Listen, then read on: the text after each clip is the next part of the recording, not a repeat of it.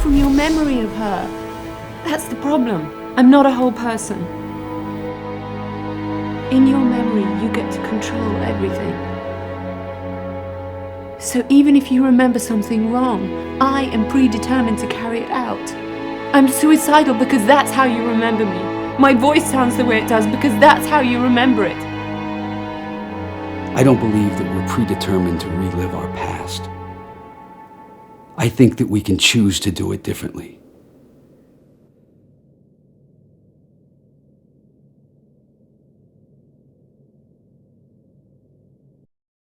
The word Israel was first presented in the Bible as a name given to Jacob after he fought an angel. Its meaning was a man who has struggled with God and is commonly translated as God prevails or man seeing God. Many have argued that the word Israel in the Bible does not refer to a place, but rather a believer or a group of believers in God. Others believe the land known as Palestine was where the biblical state of Israel once stood. And in the 17th century, 𝙤𝙬𝙬 was the first Jew to try and resettle there. 𝙤𝙬𝙬 claimed to be the Messiah and amassed a large Jewish following that engaged in ritual sex orgies and the defilement of God's law. In the spring of 1666, they were planning to be the first Jewish settlement in Palestine. But things changed when 𝙤𝙬𝙬 was arrested and thrown in jail. His radical movement continued with the Frankism movement, and Zionism became more political. Although they claimed to be secular, the Zionists flooded the temples with prayers for a return to Zion and a restoration of the Jewish state. But the rabbis rejected them. In 1885, the rabbis wrote that we consider ourselves no longer a nation, but a religious community, and we therefore expect neither a return to Palestine nor a sacrificial worship under the sons of Aaron, nor the restoration of any of the laws. While the rabbis offered no support, the Zionists garnered the support of the British Crown as early as 1841, and they were funded by the Rothschild banking dynasty, otherwise known as the Bank of England, so the Crown was likely involved from the start. In 1897, the political intent to recreate the State of Israel was made official to the public, and in 1917, under the British government's Balfour Declaration, British troops seized control of Palestine on behalf of the Zionists. In 1922, the League of Nations adopted the declaration, and in 1947, the United Nations granted parts of Palestine to the Zionists. Between 1947 and 1949, Palestinians were made refugees and kicked out of the homes of their ancestors. Hundreds of villages were destroyed, and thousands of Palestinians were murdered in a series of massacres known as the Nakba. The Zionists killed Palestinian Muslims, Christians, and Jews. The Zionists claimed to be non-religious, but they were mostly Ashkenazi Jews. The Ashkenazi can be traced back to the Khazars, the progenitors of Rabbinic Judaism. The Khazar Khaganate was a major empire in what is now Ukraine, Georgia, Armenia, Azerbaijan, and parts of Russia, Turkey, and Iran. It was ruled by the Khazars, but made up of several diverse nomadic tribes. In the year 740, the Khazars mass converted to Judaism. Synagogues and schools were built, and Rabbinic Judaism was born. The original Jerusalem Talmud was replaced by the recently codified Babylonian Talmud, which was based on Babylonian philosophy and became the mainstream thanks to the Khazars and the Zionists. Some Christians believe that this is the synagogue of Satan written about in the Bible, which say they are Jews and are not. And many other Christians have become Zionists themselves. The Zionists have tremendous support from American megachurches and Christian evangelicals, many of whom believe that as the world becomes a fiery hell, they will be saved and brought to an eternal paradise. But in order for this to happen, the Temple of Solomon must be rebuilt, and 2/3 of the Jewish people must perish. According to the Bible, King Solomon's temple was constructed in 957 BC and destroyed in 586 BC, rebuilt again in 516 BC, and destroyed again in the year 70 AD. Many Christians and Jews believe that this temple must be rebuilt in order for their Messiah to come. But there is something in its way. Originally built near the end of the 7th century, the Al-Aqsa Mosque is considered one of the 3 holiest sites in Islam. Islam teaches that this is where the Prophet Muhammad ascended to heaven. The Temple Mount has been occupied by Israel ever since the Six-Day War of 1967, and now it looks like they are ready to complete their mission. This is the holy war that sane people have feared and zealots have prayed for. They want you to pick a side and kill each other, but we can always choose peace and learn to love our neighbors. Reporting for InfoWars, this is Greg Reese.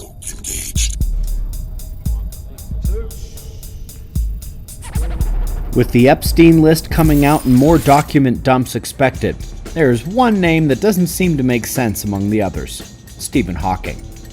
Now that it is a fact that he was there at Epstein Island and some of his proclivities are being released, we can discuss it. We know Epstein's primary goal was to get dirt on powerful people and then blackmail them, so the businesses and politicians make sense. But why the famous physicist? You can't just say, oh, he was famous, so he went. It wouldn't waste time and resources if there wasn't a reason, a need to control Hawking like they controlled the politicians. The answer probably has to do with God, the universe, energy, and the Earth disaster cycle. Let's take that list in reverse. Stephen Hawking mentioned many times that Earth was due for a major catastrophe, even the fact that it was overdue. He touched on asteroids, climate change, and overpopulation in his later years, but his earliest mentions of it were discussions of Earth's magnetic field and the sun in addition to those other topics.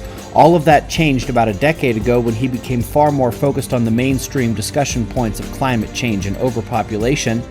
This was also the years that followed his visits to Epstein Island. Hawking had written several things earlier in his career on energy production as well, the kinds of things that I see shades of in more recent proponents of free energy. But perhaps most importantly was his propping up of black holes, dark matter, and the Big Bang Theory. While it is still ignored by mainstream scientists, there's been an unbelievable amount of information that has come out suggesting that black holes aren't what we think they are, that dark matter isn't real, and that the universe is full of an ambient energy not too different from the ether other than computational figures and physical characteristics. We made a full movie about this just a couple years ago. Governments have funneled tens of billions of dollars into these searches, especially for dark matter, with things like the Large Colliders. But according to insider Dr. Anthony Peratt, they already knew full well it's nonsense. This was from their tests several decades ago. Now this is where things get very strange, because there's a lot of evidence that these colliders are actually something close to a stargate, types of portals, but not necessarily to other stars, two alternative dimensions coexisting on other planes outside of what we largely believe is reality. Hawking was in a position to eventually spill the beans on Earth's disaster cycle, free energy, and the real makeup of the universe and its history, including how we got here. We've been discussing the science, we've shown the evidence of the cover-ups, and even shown the evidence that some of the key voices in these sciences today are bought and paid for. Henry Kissinger, one of the most controversial and powerful figures in American politics, is dead. Kissinger was an American diplomat and political scientist. He served as National Security Advisor and Secretary of State under 2 presidents. And his career is full of a lot. Some laudable achievements, such as normalizing relations with China, but also full of some actions that many call war crimes.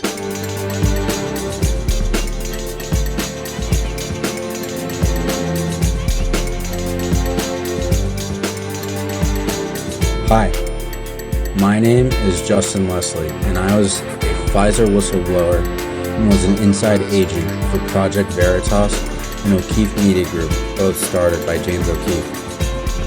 When I started on this long journey several years ago, I had no idea what I was getting into, what I was going to uncover, and what I would come to find. I went to this bohemian club and it's upset people. So I just wanted to hear from you and kind of take your temperature and see how you're feeling, see how you're doing, like what's going through your mind. James, how did you even get invited there? And it's the most powerful secret society in the world. As it turns out, what I found out turned my whole world completely upside down, and I'd like to share it with you. This is my story, Project Whistleblower. Everyone here to join me is Justin Leslie, formerly of Pfizer, who then went on to work for Project Veritas, then 𝚂𝐾𝐓 Media Group, and you were a double agent. You just dropped this crazy documentary on your whole experience with Project Veritas and OMG. A lot of people had questions on what really went on there, so you witnessed it all. But what makes your documentary so newsworthy is that there's very newsworthy evidence that was never put out by James O'Keefe by Project Veritas, and the question is why? Thanks for joining me. I'm here. Hi, Ivory. Thank you for having me on. I'm doing it. It's been a long time coming. And I really appreciate you having me on. If I shine this light for any longer, I might get fucked. Conversation and reach your audience so that they can see my story and hear what I have to say. Just to people at Veritas, Pfizer. I have meant no harm by this. I just, as a Pfizer, It's the Iowa statue. who was working on this toxic poison bomb, as we call it, right? What the fuck? No way. This is fucking cool. Oh, that's hollow. Somebody sent me a piece. There's a group called Media Matters, which is it's a censorship organization funded by Soros and a lot of other people who hate Western civilization, designed to prohibit people from saying certain things. Well, the things that they're prohibiting people from saying are 100% true, and that's why they're prohibiting it. Yeah, that's the owl. Somebody sent me a piece today where Media Matters attacked a guy for suggesting that our historical timelines were wrong and there had in fact been advanced civilizations in earlier moments in time, and that they had been eliminated somehow through climactic events, through natural disasters, and that we're not aware of them in any detail. Well, that's a really interesting hypothesis. I have no idea if it's true. It kind of seems to be true. I'm not emotional about it either way. I'd like to learn more because I think it's really interesting. This is what I wanted to We have no idea how the pyramids were built, for example. How can we not know that? We sent a man to the moon, and you can't replicate the technology that created the pyramids? You don't even have a good guess as to how they were built? We don't even know when they were built. Those are facts. So a normal curious person would say, well, why don't we know that? And what does it tell us about ourselves and about the past that we don't know? That's what I would think people would ask. They were attacking this guy for asking that question. And I was like, why would Media Matters care about your opinions on the pyramids? Why do they care? Or whether they were big civilizations in Illinois 10,000 years ago, which there were, by the way, that used metal. Amazing. But why would anyone care? Well, they care because that's true. That is just true. And the current version of history that we've been told is not only incomplete, it's just wrong. It's just flat out wrong. Now, I don't know what the truth is. I don't know what it means, and I would never claim to. But I know that what I learned as a kid is wrong. And so it is much closer to the truth to say we have no freaking idea how they built the pyramids, and that's kind of amazing. And Media Matters was offended. Now, why were they offended? They were offended purely because it was true. Take a look here at the map of Maui. You can see the areas that are affected. And you have a huge mountain range here. And you have these other locations. Another look here. Specifically at Lahaina. And again, the huge mountain range. So you have this spread of what's going down here. It doesn't add up. It doesn't make sense. And obviously that anybody that's been following this knows there's no official reason of why this is taking place. And one thing I found pretty interesting is what the Maui PD chief states here during this news conference. It's going to remind you of a past event. The similarities are spot on. Take a listen to what he says here. A fire that melted metal. And take a look at this footage from TikTok. And what do you see here? You just heard the police chief state what's taking place here with the melted metal. And you see it here in plain sight. And it gets to this with Joe Biden on Twitter, where he talks about we're laser focused, of course, on getting things done. And that comes to the predictive programming aspect here. Fox Now, and supposedly raising $33 million for the wildfire itself. And of course, evil and live in reverse all by design, make no mistake about it. And also this one clip by ABC News with the roadblocks. Take a look here. They want to highlight this one particular truck as it rolls by this police officer. Take a look at what it says. I'm not going to stop right there. Theatrics, Hawaii, audio, lighting, video, staging, rigging. Make no mistake about it. Again, this is not by chance or coincidence. And who's behind it all? Take a look here at the flag of Hawaii. You have the Union Jack in the 8 stripes. The 8 stripes represent the 8 islands. But more importantly, you have the Union Jack, and who's behind it all. And that gets back to the foundation of the United States itself, with Delaware being the first state, being 33 numerology, Pythagorean to be specific, and Hawaii itself with the 33. So the first state being a 33, the last state being 33. And I found this interesting as well. Off topic, but it relates to, again, ABC when I was digging for information. And I should mention before playing the clip, this all went down August 8th, of course. August being the 8th month of the year, you get your 8 and 8. Split in half, you get your dual 33s. Let's take a listen to what Governor Josh Green has to say here. And this is just 5 days after this all started, this all went down. Let's take a listen. And again, they reveal the truth in plain sight with their whole objective. I'm already thinking about ways for the state to acquire that land. He's already planning out where the states can acquire that land. And this is, again, the whole objective. You know, there's always an agenda behind these type of situations, and they put it out there all in plain sight. Let's continue on. So that we can put it into workforce housing, to put it back into families, or to make it open spaces in perpetuity as a memorial to people who were lost. So you said that probably a lot of us are afraid. I'm afraid. And so am I. I'm afraid too. Not to the extent most of you are, but I'm afraid too. And we're the same age. I admire the hell out of you for what you do. I want to become less afraid. Well, what are you afraid of?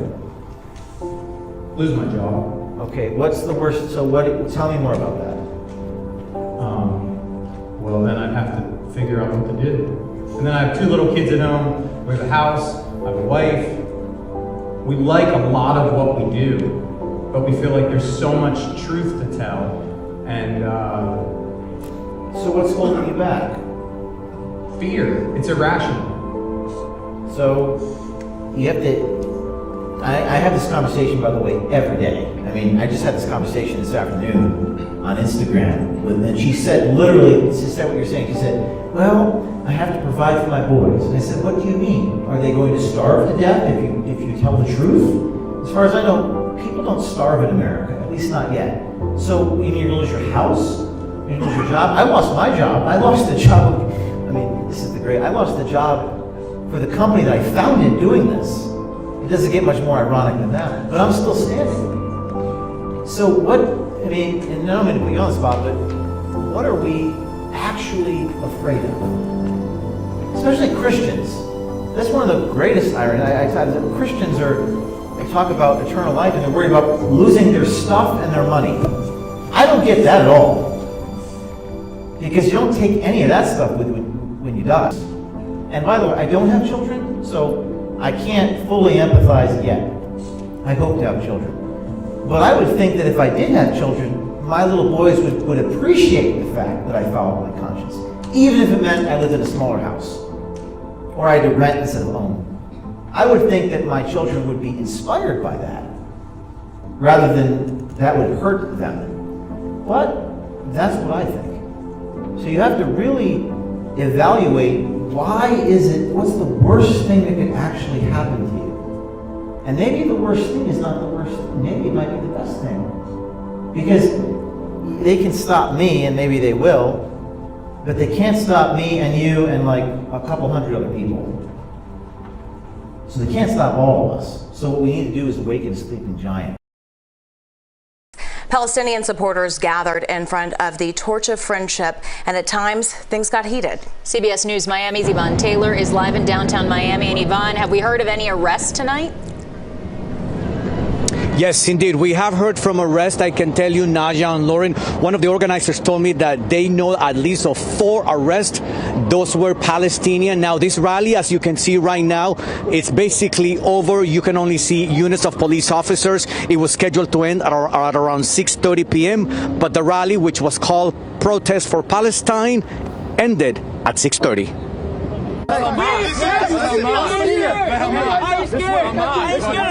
Inches from one another, Palestinians and Jews blame each other for the bloodshed between Israel and Gaza.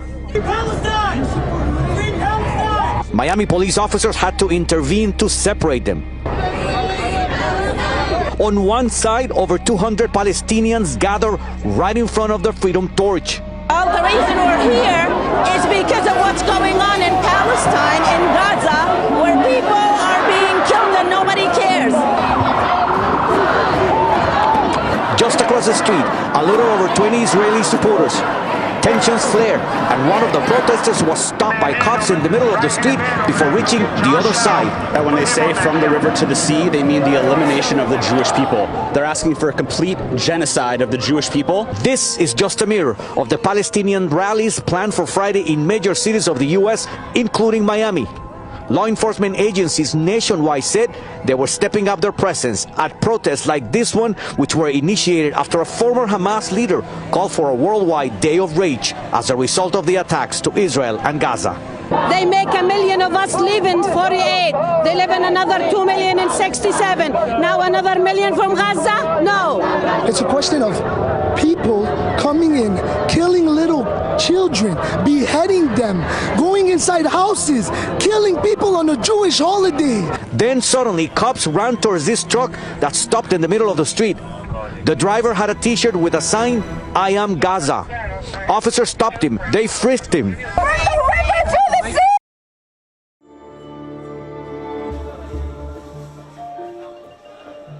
It's been called an open-air prison, one of the most densely populated places on Earth. But what is Gaza really like for those who live there? And why is such a tiny, impoverished territory once again the focus of global attention? Gaza is a strip of land just 40 kilometers long and 10 kilometers wide. You could walk its length in 8 hours. It sits in the southwest of Israel and also shares a border with Egypt, and has one of the highest population densities in the world, more than 5,700 people per square kilometre. Around 2 million Palestinians call Gaza home, roughly half of them are children. Gaza's history stretches back to ancient times, but its people now are facing one of their darkest moments. وكل الدنيا هجمة علينا واحنا مش قادرين ناكل ولا ناكل اولادنا اجوا خربوا دورنا كمان مش عارفين نعيش وين بدنا نروح. Gaza had been blockaded by Israel and Egypt for a number of years. Access by air and sea is closed by Israel. Even fishermen have limited freedom. Fortified fences also separate Gaza from Israel and Egypt, which control the only 2 border points for people who need to cross, Erez and Rafah. These crossings are also used to transport goods. Many Gazans have lived their whole life without leaving. It means that access to basic goods are often in short supply, a situation now made worse with water and power severely disrupted by Israel's military response to the Hamas attacks that included closing the Erez crossing and airstriking Rafah, the exit to Egypt. We are lacking simply everything. People in Gaza lack food, lack medical supplies, lack humanitarian aid, and also lack of supply. So if the escalation is going to be continued, we are heading absolutely towards a humanitarian crisis. For years, tunnels running from Gaza under the border with Egypt have been used to bring in everything from cigarettes to food. Since taking control of Gaza, it's believed Hamas have expanded this vast underground network for gunmen to hide and be resupplied with weapons. There have not been free and fair elections in Gaza in over 15 years. Activists are routinely arrested and disappeared for speaking out against the regime. So there's no pretense that Gaza is any kind of democracy. However, the public opinion polls generally show that whenever there's a war raged against Gaza, against Hamas, Hamas's support rises in the polls. So why now? The horrific events of the past days took everyone by surprise. Israel was supposed to have one of the most advanced military and intelligence operations in the world. Gazans often complain of the incessant buzz of drones hanging over them. While many thought a new era of Arab-Israeli peace had been achieved, with a number of countries signing historic peace treaties in recent years, no one saw this unprecedented violence coming. And yet, all the signs were there.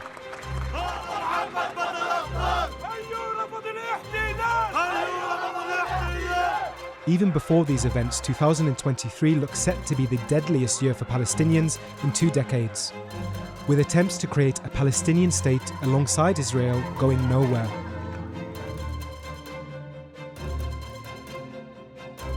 What are your thoughts about the whole eclipse situation on April 8th? So many political and biblical theorists are going nuts about it. What the fuck are you talking about? What kind of...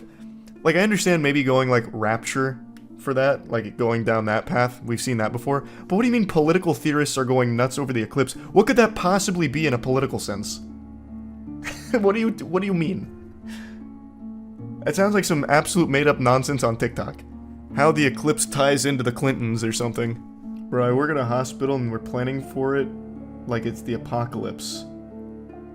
That is so concerning to hear. You work in a place of science. Why would you be planning for an eclipse like it's about to be doomsday? What? Okay, is there something special about the April 8th eclipse? What's happening? Is the Fire Nation about to attack with Sozin's comet? Like, I'm so confused. What? It doesn't even seem like it's particularly special. I mean, here's what not to do during the total eclipse on April 8th. Total solar eclipse on April 8th. Millions of people from Texas to Maine preparing for a once-in-a-lifetime event that want to ensure they enjoy it safely. Total solar eclipse happens when the moon passes between the sun and the earth, completely blocking the sun's face for up to several minutes. Do not look directly at the sun. You don't fucking say, huh? Except for the lucky people in the path of totality, it is not safe to look directly at the sun without proper eye protection, and sunglasses won't cut it.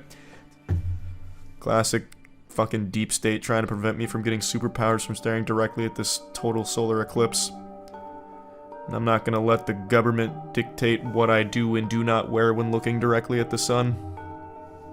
TikTok wasn't around in 2017, so we didn't get all the brain rot eclipse takes. Can someone... To the guy who said there's a lot of political theories regarding this total solar eclipse, can you send me one? Like, tweet me one real quick so I can take a peek? Because what in the world? I don't understand. I can't even wrap my noodle around how that could make any sense. Employees at my dad's workplace said their local priest told them that the eclipse will result in 3 days of darkness, which is what allegedly starts the apocalypse. See, like, that kind of stuff I get. That happens all the time, anytime there's a solar eclipse. Remember when the world was supposed to end in 2012? Yeah, but at least that one had, like, historical backing because of the Mayan calendar. I remember being a stupid kid back then, and I was like, man, the world really might end. Like, I get that. You go back and look at the Mayan calendar. They were very smart people. The calendar ends here. It must mean that's when the world ends. Pack it up, I guess. And once massive Russian forces come to the Bosphorus, it will all start, because after that NATO will send its armies to defend Turkey, and that will be the dangerous time for Greek people. The NATO soldiers will be told to shoot at Russians and also their Muslim allies. Many Greeks will be shot down because the NATO soldiers will not know how to recognize the enemy. And in addition, at that time, there will be no GPS and no cell phone communication. They will be lost and disoriented and will shoot random. That's why those who wear big crosses on their garments at least have some chance not to be taken for Muslims. By the way, I heard somebody mentioning that Russian airplanes, they already used it once. They can deactivate all technology at a given place just by flying over with an airplane, like all the machinery or the propellers, machines and communications just cease to function and cannot be repaired. I don't know if that is part of the special weapons which only Russia has. It is mentioned in a couple of prophecies. We'll see what is true and what is not. But what is more important is that this student of priest Panayotis Ziolis received a notification from the Defense Department about the change of his target destination, saying that he does not have to report in Evros, but instead he will be stationed in Rio. That happened sometime after the conversation with the priest. And by the way, in Nostradamus and many other prophecies, there are Muslims mentioned invading southern Europe. Very likely they meant this particular war. And then the student asked his teacher, when will this war start? Panagiotis replied, it will begin when they finish the construction of the new road between Damascus and Lamea. And indeed, they are building such an autobahn. The segment of the road mentioned is just part of the chain of this new European highway, superhighway. They are planning to open some segments this year, but the final and complete autobahn is supposed to be ready next year, 2025. I would like to tell you the story of a certain red kefir, a brownish calf. Poor thing will be soon sacrificed and then burned, and most importantly, the domino effect after this sacrifice. This ritual is extremely important to the sick minds of those who pull the strings of the current society. And because we are still to some extent part of this society, we will also suffer from its consequences. We've heard a lot in countless prophecies that the events have been delayed really a lot. The organizers of the Third World War have not yet launched their plan completely. Since centuries, they knew that in order for their man to be proclaimed the crown king of entire earth, they need this third temple for the coronation. And before they even start with that, it is written in their books that they have to do this red kefir sacrifice. And they have been trying that since centuries, but always there was this same problem. They could not find that special red calf which actually matches all the requirements. It shouldn't have a single white hair, it shouldn't have done that, this, a list of things. And despite the fact that they had a dedicated institute for growing such red kefirs, they could not find even one. Otherwise, everything is ready. They have fully trained priests to the point that their clothes are waiting ironed in the wardrobe already. And that special paraphernalia for the temple, one item would cost a couple of million. And then finally, big news. They consider it good news. After centuries of waiting, they found the perfect red kefir, and not only one, but 5 in Texas. They immediately took them to secret location, paying for that $500,000 in freight only. And after thorough examination, 3 of them were only considered suitable. And they even showed some footage in their circles with the sacrificial arena already being built. And of course, in the satanic scriptures, there are clear time requirements for doing the bloody sacrifice. And that gap of time will open for 1 year within days or weeks as of today.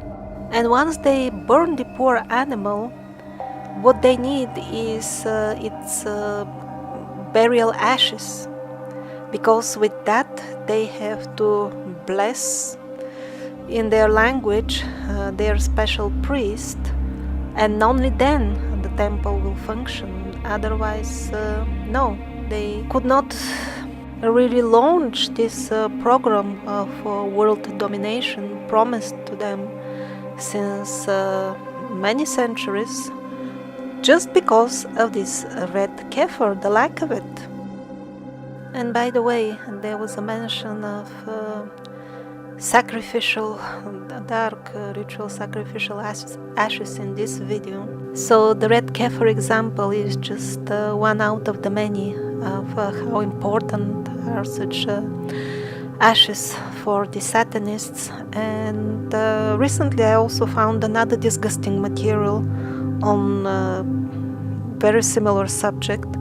Probably I will not publish any of it due to disgust, but after I heard how they were openly bragging about very similar things, I would say if it is not in the sausages, then probably it is used even in more horrible ways. And so, in conclusion, about the red calf, once they kill the poor creature, their hands will be opened.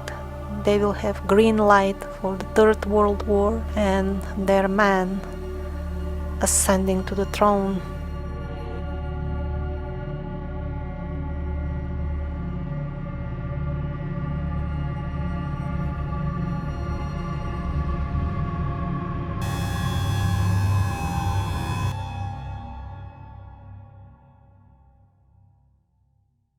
On September 16, 2022, 5 perfectly red heifers were sent from the state of Texas to the land of Israel. These red heifers bring us one step closer to a temple purification ceremony that hasn't taken place for almost 2,000 years. The book of Numbers chapter 19 describes to us the process of this purification ceremony. The ashes from the pure red heifers are used to purify the priests, the temple, and the temple instruments. To understand, you have to go back nearly 2,000 years when the ancient Romans destroyed the last temple in the city. To rebuild it, these believers point to the Bible's book of Numbers.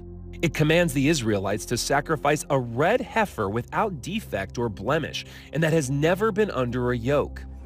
Only then can the temple rise again. Many Jewish people and even some Christians believe this will usher in the coming of the Messiah or the second coming of Jesus Christ. This is far from correct, but before we look at that, Jews and Christians aren't the only ones who believe these red heifers play a huge role in the state of the world. The arrival of the red heifers in Israel actually was an igniting factor in the October 7th attack on Israel. The infamous October 7 massacre that sparked a war. But one confounding yet eye-opening motive has escaped the headlines. In a recent speech, a Hamas spokesman blamed the Jews for bringing red cows to the Holy Land. The cows he's talking about at a secure, undisclosed location are these, red heifers to be precise. Nothing can stop God from fulfilling his prophecy, which is why this war in Israel has done nothing to stop the red heifers, but in fact they are ready to be used in this ceremony any day now. The actual altar for these red heifers is built, standing, and ready for the ceremony. A massive altar already awaits, where the heifers are to be burned. According to some believers, the ceremony needs to be performed right here on the Mount of Olives, looking directly into where the temple once stood. The red heifer ceremony will make it possible to purify the third temple, and here's where the conflict arises. The desire for the location of the third temple is where the Muslim-controlled Temple Mount and Al-Aqsa Mosque currently stand. The Dome of the Rock and Al-Aqsa Mosque, among the holiest sites in Islam. Today, only Muslims are allowed inside. Al-Aqsa Mosque belongs to all Muslims. So you'll find reaction from Indonesia to Toronto to New York. That's really given. Al-Aqsa Mosque belongs to all Muslims, and the Muslims today are 2 billion people. Simply by performing these acts, are these Jewish activists kicking a hornet's nest? They are. Maimonides is one of the most prolific and influential Torah scholars of the Middle Ages, and he says there have been 9 previous red heifer sacrifices. The last red heifer to be sacrificed was right before the destruction of the Second Temple in 70 AD. Maimonides also claimed that the next red heifer sacrifice would usher in the coming of the Messiah. The Jewish people currently do not accept Jesus as the Messiah. Any Messiah who comes who is not Jesus Christ will be an anti-Messiah, the Antichrist. This confusion of the Jewish people expecting a Messiah and some Christians thinking this means Jesus Christ is returning soon, is dangerous, is false, and is spreading far and wide. So good to see you here in the nation's capital. Those sacred cows were showcased in Washington at a recent prayer gathering. Many evangelicals believe these red heifers will usher Christ's second coming. We need the Messiah to come, right? So for me, the red heifer, it's red for the blood of Jesus Christ. Some Jews and Christians believe they're the key to rebuilding the historic Jewish temple in Jerusalem and to beckoning the Messiah. Anyone who believes this will usher in the second coming of Jesus Christ or some Messiah figure to save the world is hugely mistaken. Praise God he gave us a warning about this in prophecy so we aren't deceived. Now, brethren, concerning the coming of our Lord Jesus Christ and our gathering together to him, we ask you not to be soon shaken in mind or troubled, either by spirit or by word or by letter, as if from us, as though the day of Christ had come.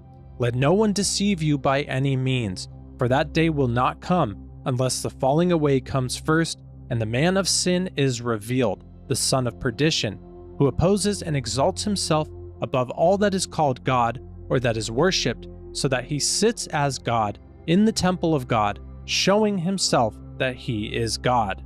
The key highlights we have to take away from that prophecy are: the coming of Jesus Christ will not come unless a falling away or people losing their faith comes first. The man of lawlessness, or the Antichrist, the son of perdition, must be revealed. And what will this man of lawlessness do? Stand in the temple of God and declare to be God, showing himself that he is God.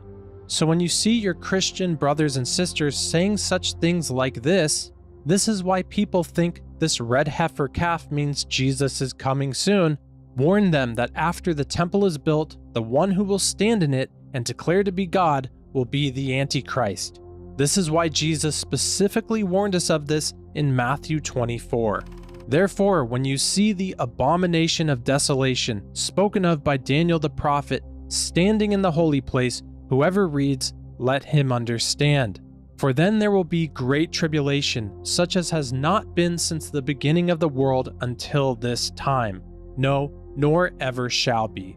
The call for us is to be followers of Jesus Christ, to be temples of the Holy Spirit, the new and living way that he has given to us since his resurrection from the dead. But the path for the physical temple is laid out in prophecy and is moving forward just as planned. The Temple Institute is doing everything they can to prepare the priests, the temple, and the temple instruments for the day this temple is built.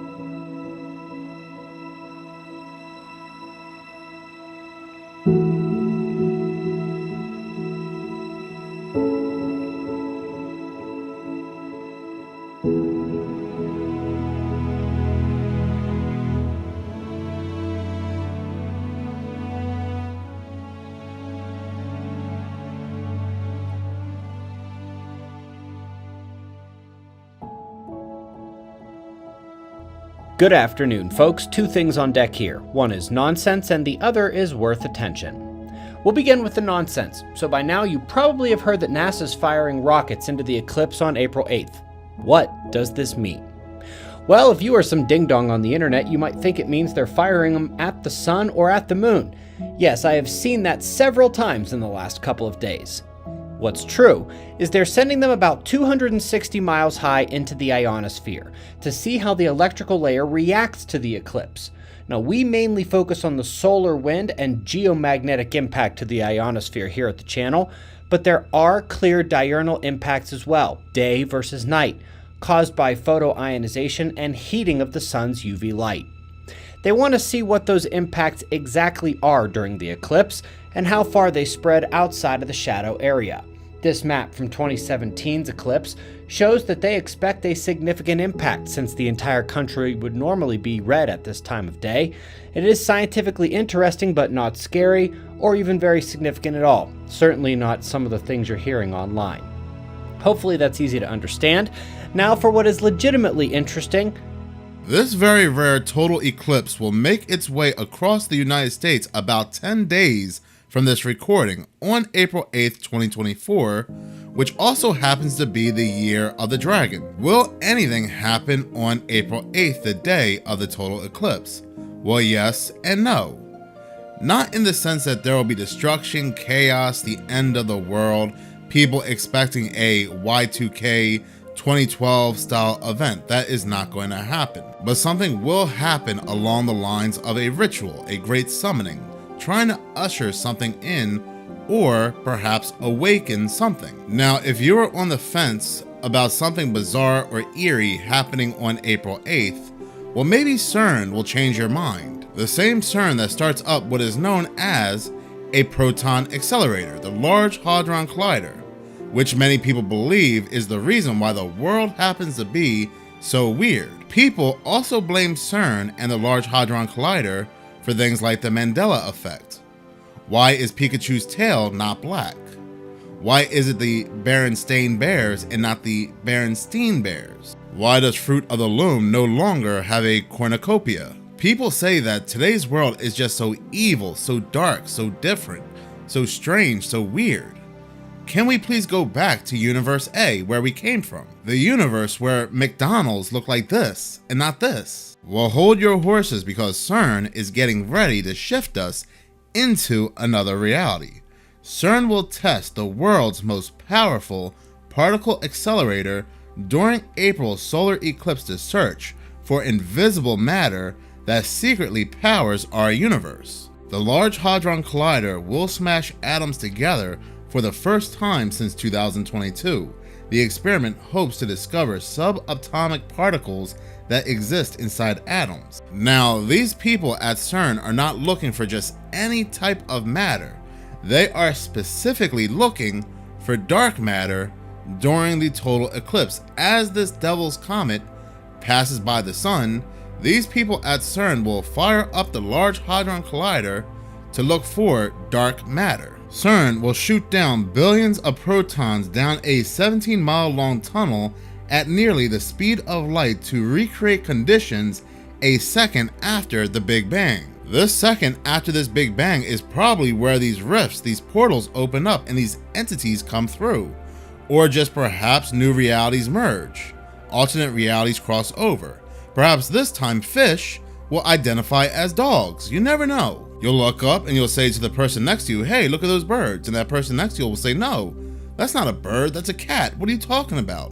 And you'll say, oh, okay, I thought they used to be called birds. No, what are you talking about? Oh, that must be a Mandela effect. Mandela? Why are you talking about the 45th president of the United States? So who knows what's gonna happen? Who knows what's gonna change when conditions are created a second after the Big Bang, during this ultra rare total eclipse that will form this black X over the United States as this devil's comet is seen at the same time. Now, the LHC will continue the experiment until later this year, when it will then be put under a long hibernation for CERN to transform it into the next version, the High Luminosity LHC. Now, the team that's on the hunt for this dark matter, they state which makes up around 28% of our massive universe, but it hasn't been seen or proven, but it makes up 28% of the massive universe. They continue to state that this work will give them insights into the formation of the universe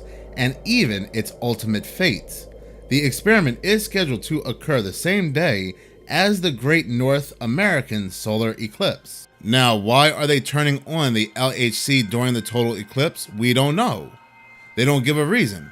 Will this help them find the dark matter particles? They don't say so. They say they will be performing this hunt at later dates, so I guess the solar eclipse has nothing to do with them finding this dark matter. It's just a coincidence, a quote-unquote coincidence, that they will turn on the LHC the same day as this total eclipse. This does get a little freakier when you go to the CERN website. Have you ever taken a look at the CERN logo? Doesn't it look like 666? But anyway, when you read this paragraph here, the Large Hadron Collider will go through a few phases. The injector chain has an ambitious year ahead as well. The injectors have a busy fixed target program and will provide beams to all the experimental facilities. Physics in 𝚙𝙬𝙬, downstream of the PS booster, will start on April 8th, the same day as the total eclipse, followed by the SPS North area on the 10th of April. The antimatter factory is set to start delivering antiprotons to its experiments on April 22nd. The Awake facility behind the SPS will run for 10 weeks in total, in blocks of 2 or 3 until the middle of September. So this will all just end with a Awake facility. Isn't that just creepy? But what am I creeped out for? This is just a name. Nothing will cross over, nothing will be summoned over through a portal and have to be awoken. No, the Awake facility is just a name of the facility where everything will finalize.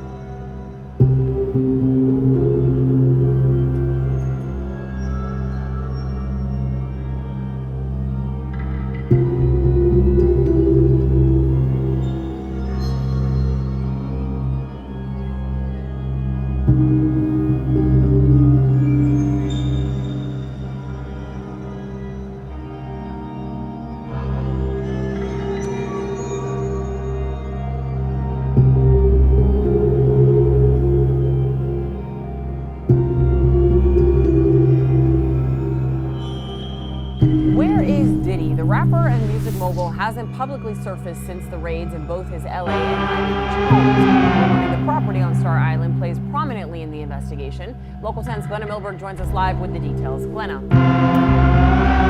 Oh, we actually have every reason to believe that Combs was actually here on Star Island at his home today. I want to show you what some reporters here are calling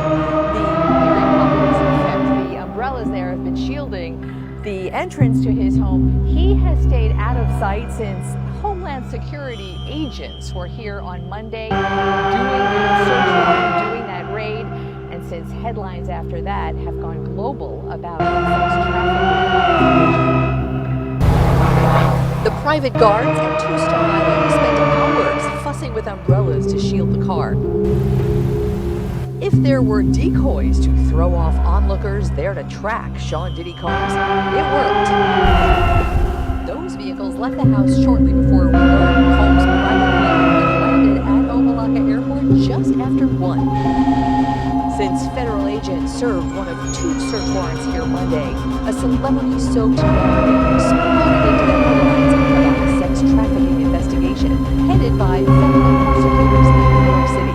That criminal case may draw witnesses and probable cause from the series of civil lawsuits from prior girlfriends and a producer with stories, photos, and as documented video of underage sex trafficking, drug-fueled sex abuse, intimidation, and violence. Could the collapse of Baltimore Bridge the work of the CCP? According to Chinese-Canadian YouTuber 𝚙𝚘, he received an email claiming that it is the CCP's Ministry of State Security that orchestrated the collapse. And the content of the email is following, quote, "The Baltimore Bridge in the United States was destroyed. It was orchestrated by the Ministry of State Security of China. This has been in the works for a long time. It is part of a plan to strike targets on American soil. An advance team had long been in position in Baltimore and successfully carried out the operation upon receiving instructions. After the event, they have lived safely. This incident will be a major blow to the U.S. economy. Of course, the U.S. could retaliate. However, it has no opportunity to launch terror attacks within China. Through this successful assault, Americans will have to be more restrained in the South China Sea and Taiwan Strait. Otherwise, the U.S. will be subjected to a steady stream of similar attacks within its borders. The Islamic State's direct use of weapons to terrorize Russia is a stupid and a primitive method. The Chinese Ministry of State Security uses high-tech methods to orchestrate attacks through accidental incidents.